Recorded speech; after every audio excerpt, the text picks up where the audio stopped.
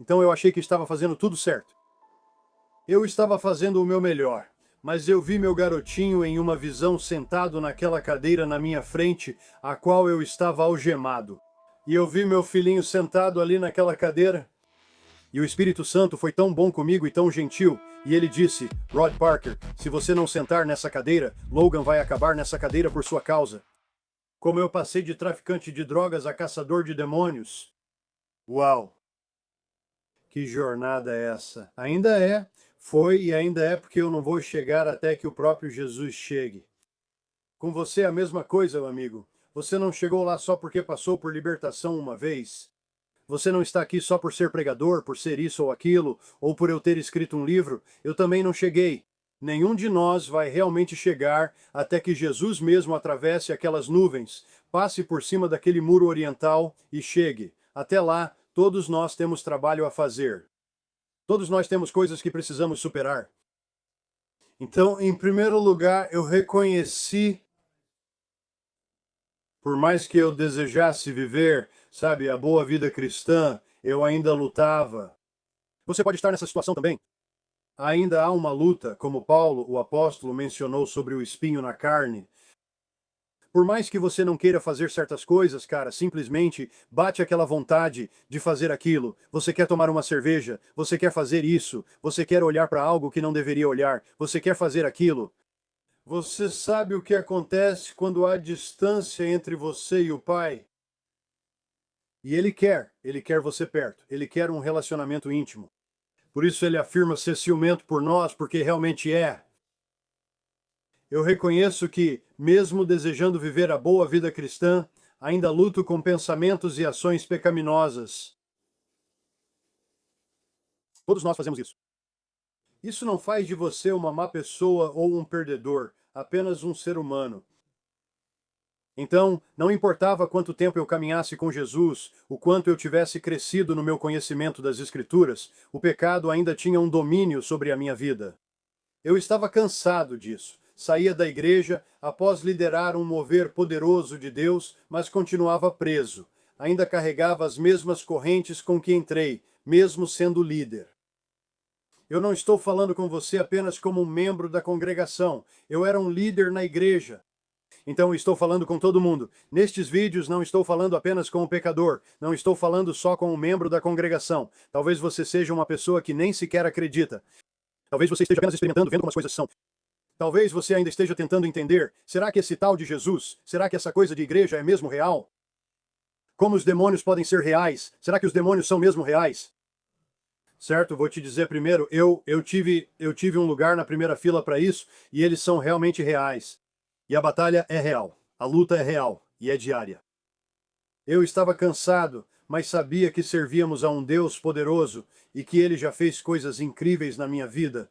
E eu estava cansado de viver aquela vida de hipócrita, aquela vida de só cumprir rotina, aquela vida de ir à igreja e fingir que tudo estava ótimo.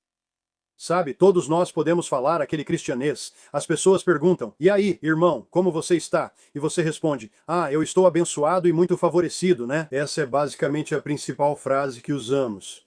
Entramos na igreja e fingimos que tudo está perfeito em nossas vidas. Quero que você saiba que tudo bem não estar bem. Eu vou. Vamos ver isso de novo. Tudo bem não estar bem. Eu ia à igreja e só fazia as coisas por fazer. A gente vai à igreja desse jeito. A gente vive a vida desse jeito. Chegamos em casa assim e conseguimos colocar essas máscaras. E alguns de nós conseguem colocar mais de uma máscara. Eu não tinha apenas uma máscara, pessoal, mas várias diferentes.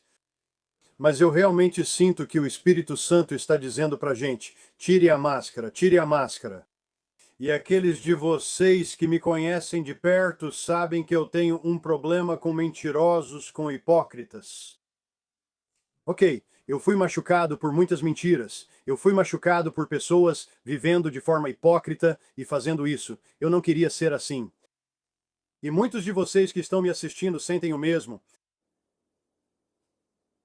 Então isso me levou a buscar. Sabe, Jesus disse em sua palavra que se você me buscar, você me encontrará. Então eu continuei me apegando a essas pequenas frases de que aqueles que me buscam me encontrarão. Não apenas aqueles que o buscam quando há uma emergência em sua vida, não apenas aqueles que o buscam de vez em quando, em um domingo, não apenas aqueles que estão buscando uma experiência emocional ou um encontro emocional. Não, ele diz: se você me buscar, você vai me encontrar. Bem, eu o buscava porque eu tinha tantas camadas de dor, eu tinha tantas camadas de pecado, eu tinha tantas camadas de feridas. Veja, eu lidei com uma ferida profunda de rejeição. Foi aí que tudo começou, e começou ainda no útero. Deixe-me te dizer, você já estava acabado antes mesmo de começar. Antes mesmo de escolher qualquer coisa, ele escolheu o útero da sua mãe para te colocar. Então você já estava acabado antes mesmo de nascer? E então eu queria, estou tentando me encontrar, estou tentando me encontrar, estou buscando por ele. Então eu fui a um encontro de homens chamado Quest. Foi incrível, mudou minha vida porque eu sabia que ele tinha mais para mim. Eu sabia que eu não precisava viver com essa raiva. Essa raiva ia além de uma raiva comum, ela se transformava em fúria. Eu podia sair de um culto ungido e ficar tomado pela fúria antes mesmo de chegar ao estacionamento, antes mesmo de chegar em casa. Eu já estava tomado pela fúria. Meus filhos presenciavam isso, eles me viam adorando na igreja e depois me comportando como um tolo, tomado pela fúria, raiva ou amargura. Essas coisas estavam presentes em mim. Essas são as fortalezas sobre as quais eu falo às vezes. Podemos expulsar os demônios, mas derrubar as fortalezas todos os dias, e realmente viver essa palavra é uma luta diária.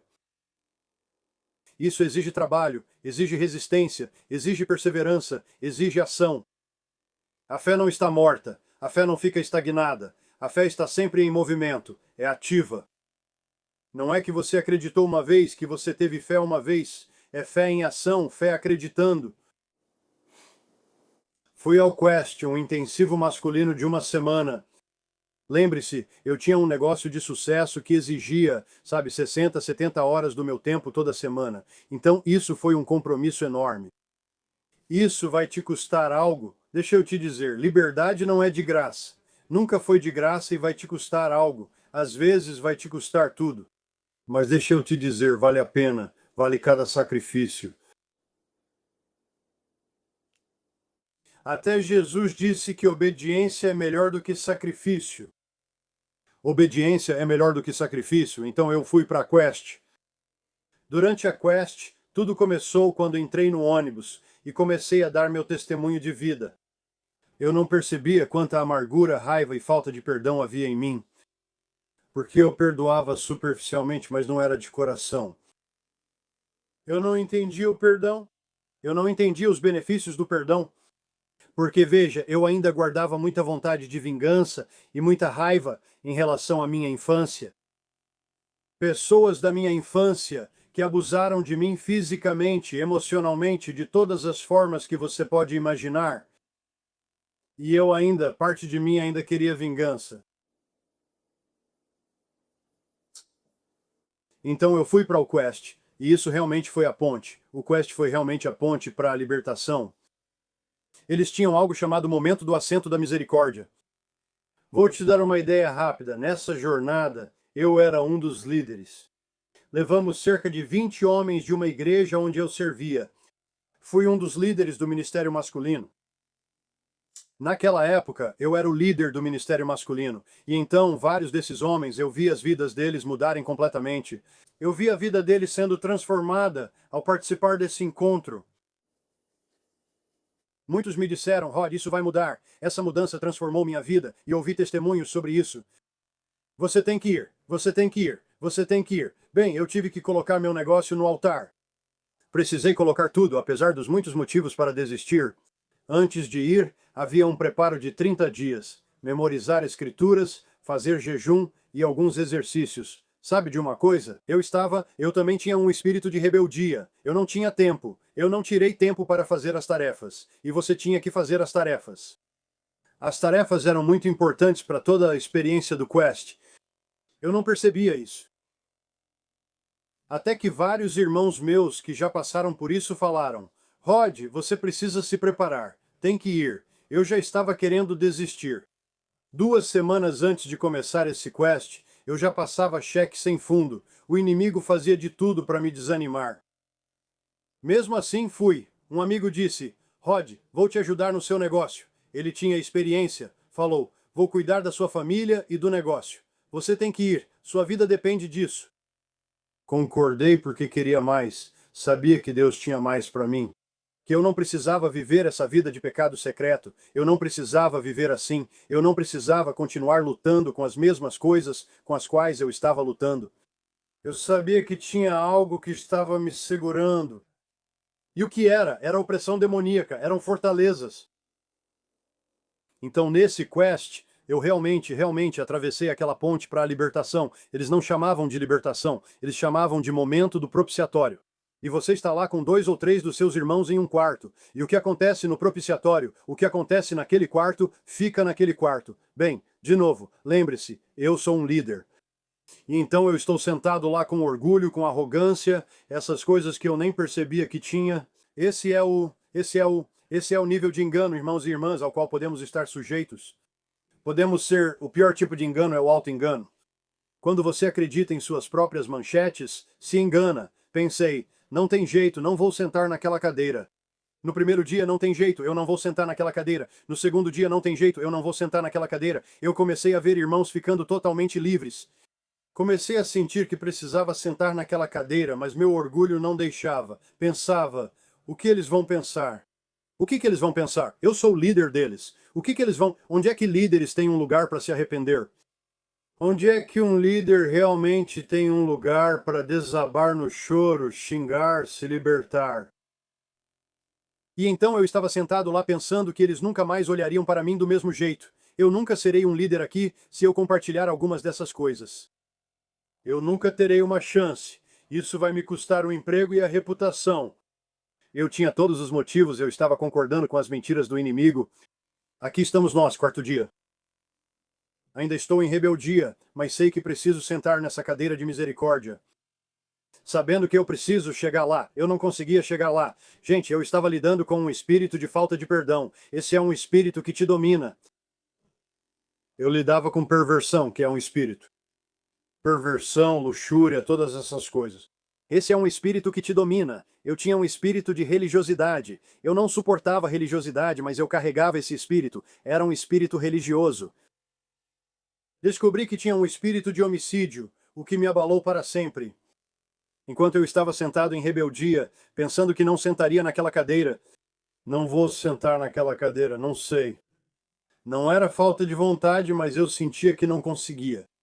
Eu sentia como se estivesse acorrentado à cadeira, porque eu estava preso à cadeira em que eu estava sentado. Até eu estar sentado, acorrentado e algemado naquela cadeira. Eu olhei para aquela cadeira e era hora, houve uma pausa. Alguém havia acabado de sair dali e ser libertado, enquanto nossos irmãos oravam por eles. E nós fizemos um acordo de que, acontecesse o que acontecesse, fosse dito o que fosse dito, era confidencial. Ficava ali mesmo. Agora comecei a confiar nisso e confiar no que Deus estava fazendo. Deus é minha testemunha. E eu tinha testemunhas lá. Eu estava sentado lá e, como eu disse, estava lidando com fúria. Foi além da raiva. E eu sabia que minha família era vítima disso. Eu justificava dizendo, sou um ótimo provedor, bom pai e cristão. Levo eles à igreja, estudam em escola particular, faço tudo isso. Achava que cumpria todos os requisitos. Eu estava fazendo o meu melhor. Mas eu vi meu garotinho em uma visão sentado naquela cadeira na minha frente. Eu estava algemado a uma cadeira e eu vi meu filhinho sentado ali naquela cadeira. E o Espírito Santo foi tão bom comigo e tão gentil. Ele disse, Rod Parker, se não sentar, Logan vai acabar naquela cadeira por sua culpa. Foi isso que me tirou dali. Aquele tio que quebrou as algemas. Mal podia esperar para sentar na cadeira. Eu comecei a compartilhar algumas coisas que, você sabe, eu podia sair de um culto ungido. E às vezes, antes mesmo de sair do estacionamento, ou antes mesmo de chegar em casa, eu já estava tomado pela raiva. Eu estaria disposto a tirar alguém do carro, eu estaria disposto a fazer qualquer coisa dessas, e eu sabia que tinha algum tipo de prisão, algo tomava conta de mim. E eu via tudo vermelho, eu via a raiva. E eu comecei a falar sobre como fui abusado e como eu queria matar a pessoa. E eu tinha pesadelos quando era criança, adolescente e até adulto, pesadelos de ou ele me matando ou eu matando ele. Estou sentado lá e já chamei ele de o intrometido, porque ele chega, puxa uma cadeira e vira o boné para trás. Ele diz: "Não quero pôr palavras na sua boca, mas você disse muitas vezes no ônibus quando veio, quando estávamos vindo para cá, e muitas vezes dando seu testemunho, que você queria matar essa pessoa, que você tinha pesadelos dele te matando e você matando ele." Ele diz: "Irmão, sei que você é crente e líder. Não quero colocar palavras na sua boca, mas vivemos pelo Novo Testamento. O Antigo Testamento diz que se você cometeu assassinato fisicamente, ou se cometeu adultério fisicamente, então isso é um pecado.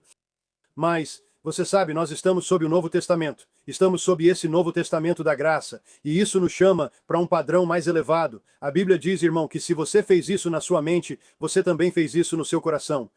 Ele disse: "Irmão, quero te sugerir umas palavras, já que você disse que se arrependeu de todas essas coisas e não consegue encontrar liberdade." Ele perguntou: "Você já se arrependeu de assassinato?" Naquele momento fiquei arrasado. Foi como se alguém tivesse me atingido entre os olhos com uma marreta. Eu caí daquela cadeira e comecei a me arrepender por assassinato.